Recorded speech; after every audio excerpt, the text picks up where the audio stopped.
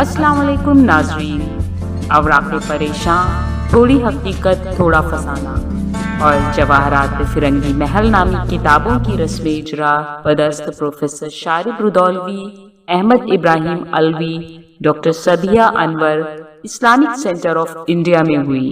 Programme کے convener انور حبیب الوی تھے اور نظامت کی باگڈور رضوان احمد فاروقی نے سنبھالی۔ سبھی نے کتابوں کی مصنفہ محترمہ فرزانہ اعجاز صاحبہ کو پرخلوص مبارکباد پیش کی۔ اس بامقصد ادبی تقریب میں ڈاکٹر عصمت ملیح آبادی، ڈاکٹر اکبر علی وغیرہ نے اظہار خیال کیا۔ پیش ہے لرن آن لائن وتھ فیضان خان کی آنکھوں دیکھی رپورٹ۔ میں چلتا ہوں سیدھے ڈاکٹر سدیہ انور صاحبہ، وہ رنجیدان ہیں، مغموم ہیں، ان کے اوپر پہاڑ ٹوٹا کیونکہ شوہر یعنی انور بھائی جن کو ہم لوگ کہتے تھے، خواجہ انوار الدین صاحب اس دنیا میں نہیں رہے۔ بہت اچھی یہ جوڑی تھی، بہت اچھی زندگی گزری اور بالآخر ہم سب کو یا کے بعد دیگر رخصت ہونا ہے، تو یہ لمحات بھی غم کے آتے ہیں، لیکن آج بھی کہیں نہ کہیں خواجہ انوار الدین کا ذکر ہوتا ہے، ان کا خوبصورت چہرہ ہماری آنکھوں میں رسا رہتا ہے، دل میں رہتے ہیں۔ یہی وہ باتیں ہیں جو انسان کو بڑا انسان ثابت کرتی ہیں۔ انہی بڑے انسان کی بیگم ہیں محترمہ سدیہ انور صاحبہ۔ انور ان کے نام کے ساتھ شاید ان کی وجہ سے نہیں ہے، یہ وجہ بھی بیان کرنے کی ضرورت نہیں ہے، لیکن ان کے والد مکرم، ان کا تعلق سنبیلا سے تھا، وہاں کے وکیل تھے، زمیندار تھے اور بڑی زمینداری ان کے پاس ادب کی تھی، وہ ادب کی زمینداری ان کو ملی ہے۔ اس کے لیے ہم سب کو ان کو حقیقت و احترام سے دیکھنا چاہیے۔ تعلیموں سے مائک پر ان کا استعمال۔ صدر جلسہ محترم پروفیسر شارب رودولوی صاحب، باعث برکت و منزلت مولانا عین الحیدر صاحب،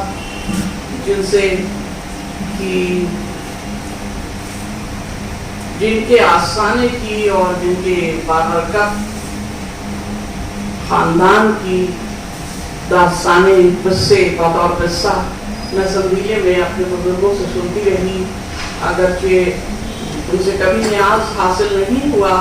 ظاہر ہے کہ عورتوں کا اور ہم لوگوں کا ان سے ملاقات ہونا مشکل تھا، لیکن ان کی جو خوبیاں ہیں، جو خصوصیات ہیں، اس سے ہم سب واقف ہیں۔ محترم جناب احمد ابراہیم الوی صاحب جو بہت محترم ہیں، بہت قابل عزت ہیں، جناب عصمت ملیح آبادی صاحب ہیں، تمام معزز حاضرین، آج فرزانہ کی اور فرزانہ اعجاز صاحبہ وہ بہادر اور کہنا چاہیے باہمت محنتی خاتون، جفاکش خاتون، جن کی تعریف کرنا ضروری ہے، کیونکہ جس موقع پر یہ 3 کتابیں ان کی آئی ہیں، یہ وہ ایسا وقت تھا، ایسا قیامت کا وقت گزرا ہے کہ جس نے پورے ملک کی نہیں، ہمارے معاشرے کی نہیں، بلکہ پوری دنیا کی جڑیں ہلا دی تھی۔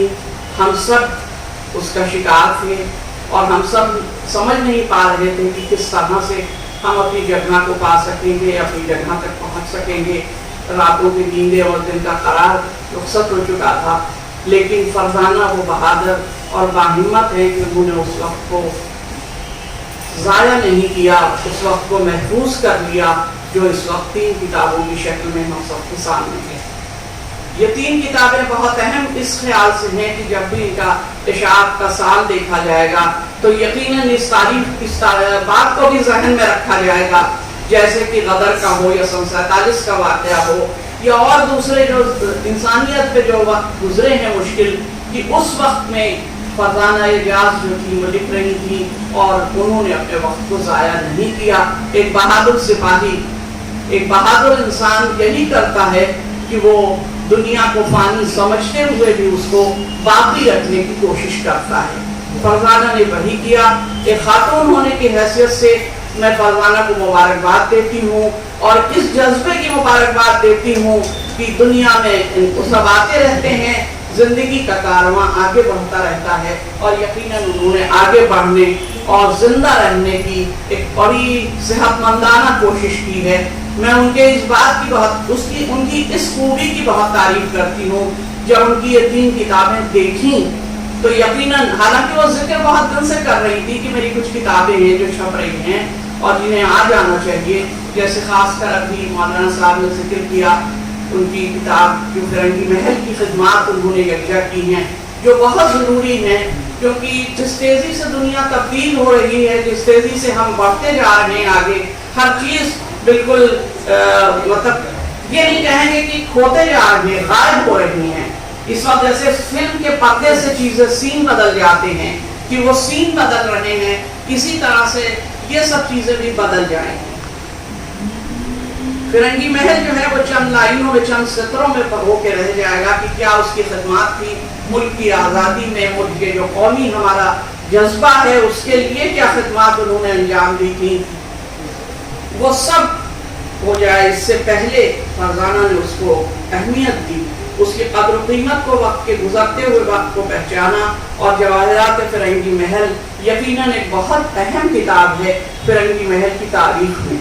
جیسے ابھی مولانا صاحب ذکر کر رہے تھے کہ نمائش ہوگی ان کتابوں کی اور وہ کتابیں رکھی جائیں گی، تو یقیناً آنے والے وقتوں میں بھی جواہرات فرنگی محل جو ہے وہ ایک لکھنے والے بہت ہی بڑے سپاہی کہوں گی، ان کی بیٹی ہیں رضا انصاری صاحب، محترم رضا انصاری صاحب میرے والد کے بہت اچھے دوستوں میں سے تھے۔ میرے والد نے بھی قومی آواز میں بہت دن اپنے اس میں کام کیا ہے، وہ بھی ایک اچھے صحافی رہے ہیں، لیکن چونکہ مزاح کی وہ تھا اس لیے گلوریاں لکھنے کی ابتدا شاید انہی نے کی تھی قومی آواز میں، جہاں تک میرا خیال ہے۔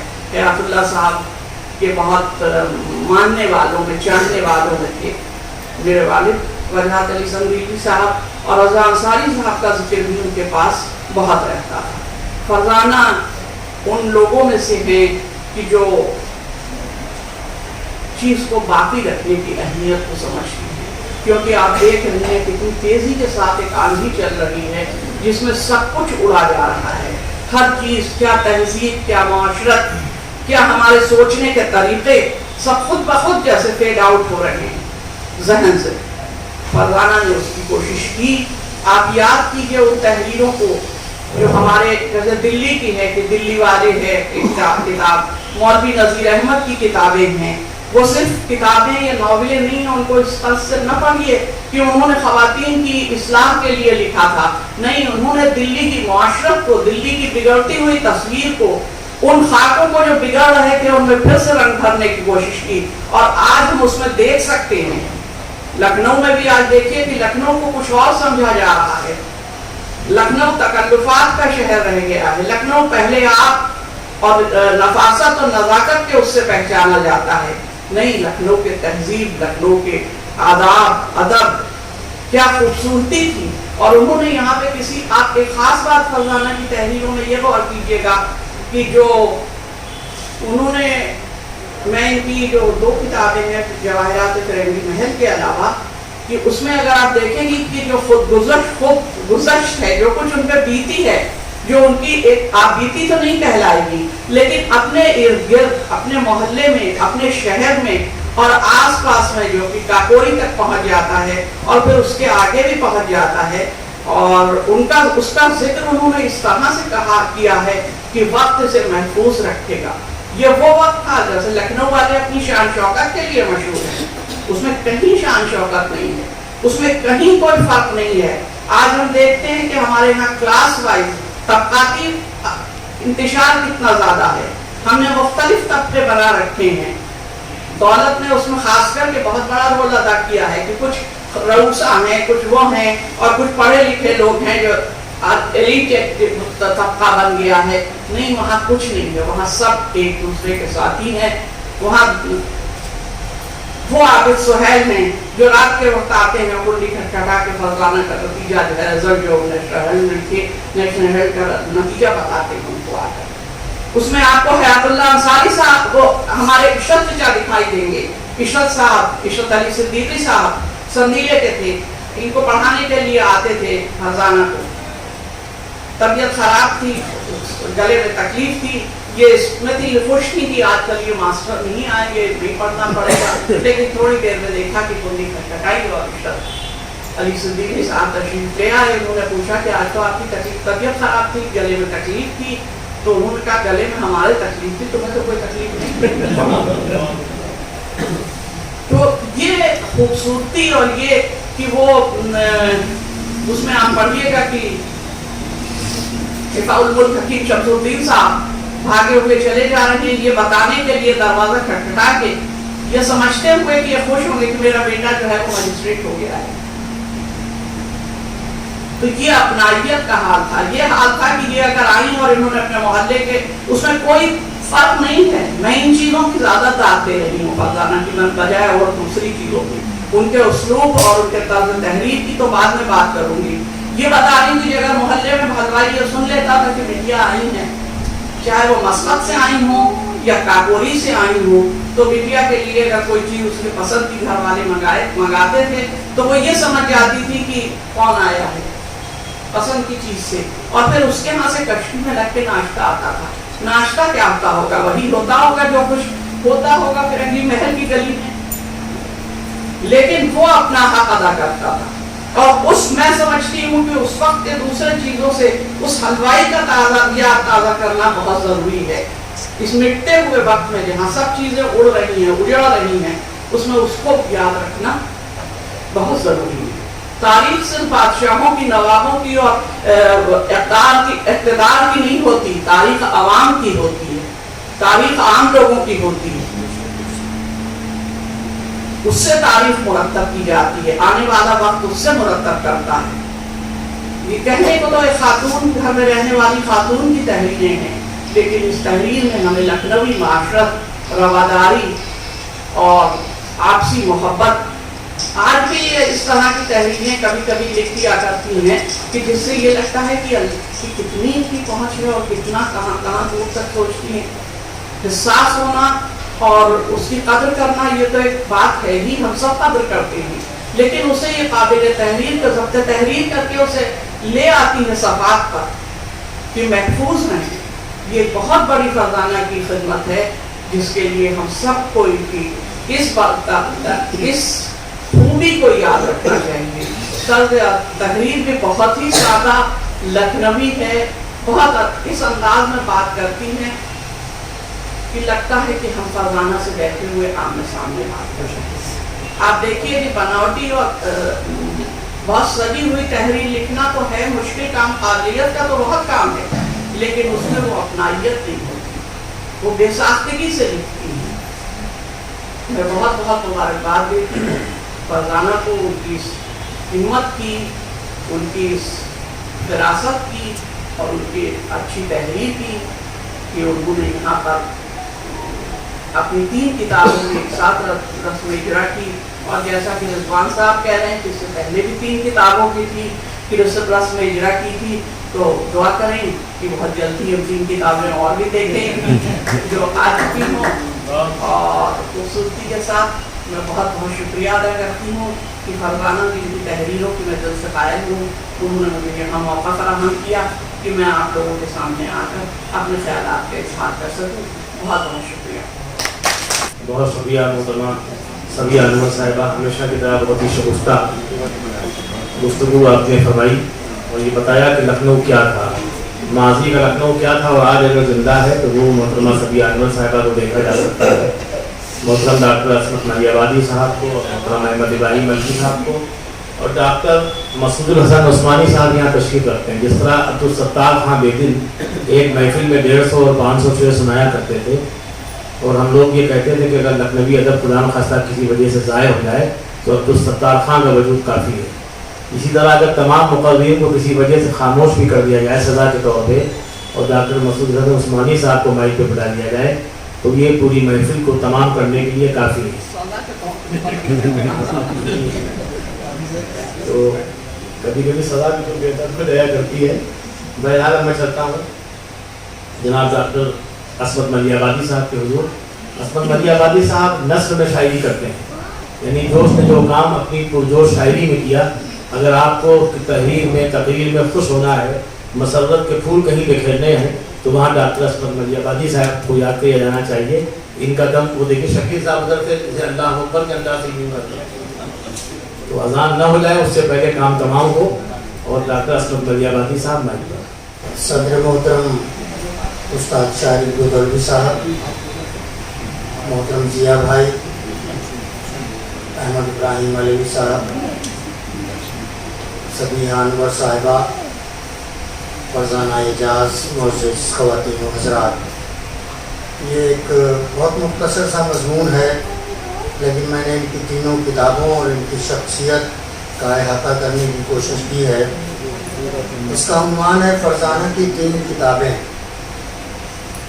मैं उर्दू वालों को बहुत गौर से देखता हूँ कि इनकी नस्ल अब मादूम होती जा रही है। चंद अदीब और शायर दिल्ली में उर्दू की शमा रोशन किए हुए हैं, कुछ हैदराबाद में टिमटिमा रहे हैं, गिने चुने भोपाल में नज़र आ जाते हैं, खाल खाल कलकत्ते में टहल रहे हैं और 4-6 लखनऊ की जीनत है। 15-20 लखनऊ के लिए रहमत हैं। इन्हीं लखनऊ वालों में अक्सर हमारा आना जाना रहता है, कभी सामे की हैसियत से, कभी शायर बनकर, कभी नाक़िद की तरह और कभी सदारत के लिए। सामईन की हैसियत बीवियों जैसी हो गई है कि जब घर में दाखिल हुए एक ही सूरत नजर आती है। इन्हीं सूरतों के दरमियान गज़ल सुनाना, तनकीद करना और कभी कभी सदारत के फ़राइज़ अंजाम देना इस्मत मलियाबादी का काम रह गया है। इसके अलावा हिंदुस्तान के मुख्तलिफ शहरों में उर्दू की एक आध आवाज़ कभी कभी सुनाई दे जाती है तो जी खुश हो जाता है कि टाइगर अभी जिंदा है। नस्र का मैदान तकरीबन खाली है। अक्सर इलाकों में शायरी भी सवाली है। शायर बहुत हैं, शायरी कम है। शायर महंगे हैं, शेरी मजमुओं के सफ़ात में लैया चने बिक रहे हैं। इस कसपुरसी के आलम में भी फरजाना एजाज उर्दू का आलम उठाए हुए हैं और उनके शौहर भी शाना बशाना हैं, यानी फरजाना एजाज। मैं लखनऊ यूनिवर्सिटी के ज़माने में अपनी जिस फरजाना रज़ा अंसारी को जानता था, वो फरजाना एजाज कब हो गई पता भी नहीं चला। अगर ऐसा कोई इरादा था तो अपने हम जमातों से मशवरा करके ये ख़तरनाक कदम उठाना चाहिए था। खैर, जो होना था वो हो गया। मौजूदा हालात में तो वो एक बड़ी अदीबा हैं और उन्हें इसी हैसियत से देखना और परखना हमारी जिम्मेदारी है। फरजाना बुनियादी तौर पर कलमकार हैं, बुरी शायरा भी हैं, लेकिन यहाँ इसका जिक्र मुनासिब नहीं है। फिक्र आगही उनके पाँव की बेड़ी है, उनका ज़हन तहकीकी है, उनका कलम तख्लीकी है। तख्लीक और तहकीक में बहुत कम मुलाकात होती है। तहकीक सूखा हुआ दरख्त है, तख्लीक शजर सायादार है।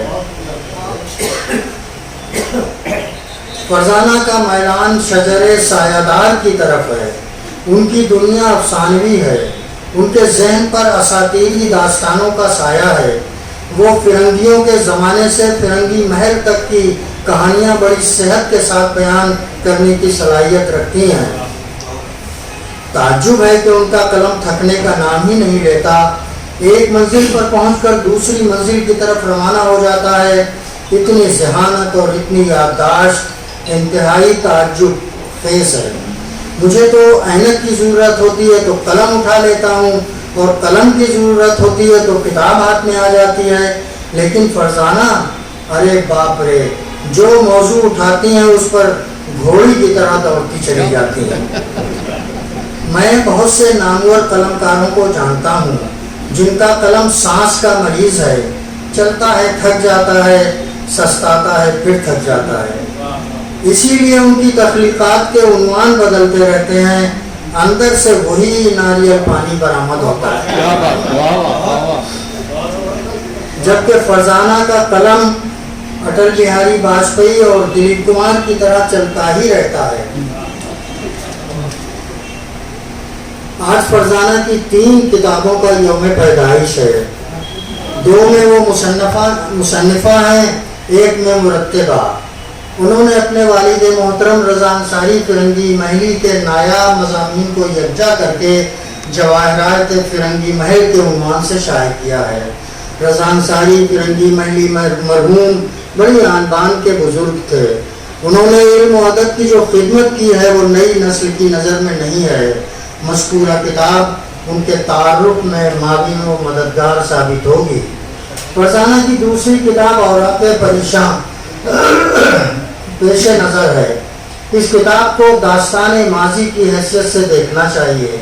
इसमें बचपन से जवानी तक के जो वाक़यात बयान किए गए हैं और याददाश्त के जो जौहर दिखाए गए हैं, उन्हें पढ़कर ताज्जुब होता है कि फरजाना कितनी बासलाहियत अदीबा हैं कि उन्होंने जुज़ियात निगारी को एक अलग सिंफ बना दिया है। तीसरी किताब थोड़ी हकीकत थोड़ा अफसाना सफ़रनामों और अफसानों पर मुश्तमिल है।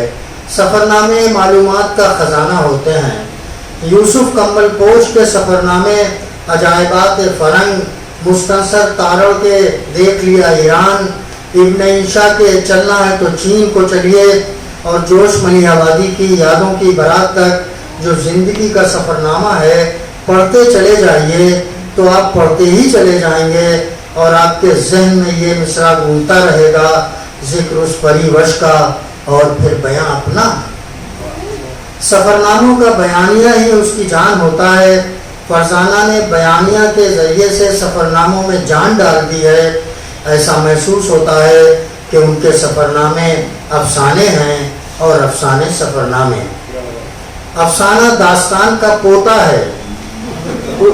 अफसाना दास्तान का पोता है। उसके खून में दास्तान और नाविल के अज्जा गर्दिश करते हैं। उसकी ज़बान साफ सुथरी पोशाक की तरह होती है और ये पोशाक गंदी बनियान तक का बोझ नहीं उठा सकती। यही वजह है कि अफसाना निगार का कलम तलवार की तरह चलता है और गैर ज़रूरी मकालमों, जुमलों और तबसरों को तहरीर करता चला जाता है।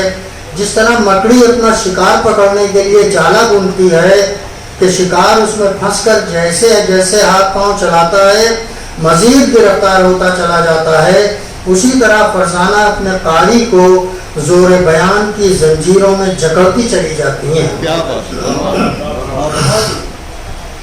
लखनऊ को लखनऊ स्कूल बनाने में लखनऊ के दो कस्बात मलिहाबाद और काकोरी ने बहुत अहम किरदार अदा किया है। काकोरी और फिरंगी महल में वही रिश्ता है जो कांग्रेस और भारतीय जनता पार्टी में है। काकोरी मलिहाबाद से बहुत करीब है, लेकिन रवैयों में बहुत फर्क है। काकोरी में शाइस्तगी, सलीका, तहदारी और वज़ादारी है, जबकि मलिहाबाद में तुंदी, खुस्सरी और तलखी है। काकोरी के अशराफ मसालिहत कर सकते हैं, मलिहाबादियों को शिकस्त कबूल नहीं है। यहाँ के एक साहब को अपने निशाने पर बड़ा नाज था। दोस्तों ने कहा, दरख्त पर कौवा बैठा है, इसे मार दो। खान साहब ने निशाना लगाया, कौवा उड़ गया। अहबाब मजाक उड़ाने लगे तो बोले, कसम कुरान की आज पहली मर्तबा मरा हुआ कौवा उड़ते देखा। बहुत उम्दा डॉक्टर साहब, मैंने पहले ही कहा था कि डॉक्टर साहब के यहाँ 10 रुपये शायरी का मजा है। आप महसूस हुए, उनके एक एक जुमले पर ताली बजाई जा सकती थी और देर तक उनकी बातों को जहन में महफूज रख के आदमी हंस सकता है। आज के दौर में यही बड़ी नेमत है। अगर डॉक्टर साहब ने कोरोना वायरस की सेहतनाकी से किसी तरह से भयभीत नहीं हुए और हंसने हंसाने के अमल को बंद नहीं किया, तो मोहतरम सबिया अनवर साहिबा ने अभी जो दाद दी और आपको फरजाना एजाज साहिबा को कि कोरोना वायरस जो माहौल था, अजियतनाक माहौल जिसमें लोग डरे हुए थे, सहमे हुए थे, मर रहे थे, उसमें भी 3 किताबें उन्होंने तैयार कर दी। तो ये अमल जारी रहेगा और जो लोग जगाते रहते हैं, हंसते रहते हैं, वही बड़े लोग हैं। लर्न ऑनलाइन की जानिब से आपसे बस इतनी इल्तिजा है कि हमारे इस प्रोग्राम को लाइक, शेयर और सब्सक्राइब ज़रूर करें। साथ ही बेल आइकन दबाना ना भूलें, जिससे हमारी हर वीडियो आप तक अपलोड होने के साथ ही पहुंच सके। शुक्रिया।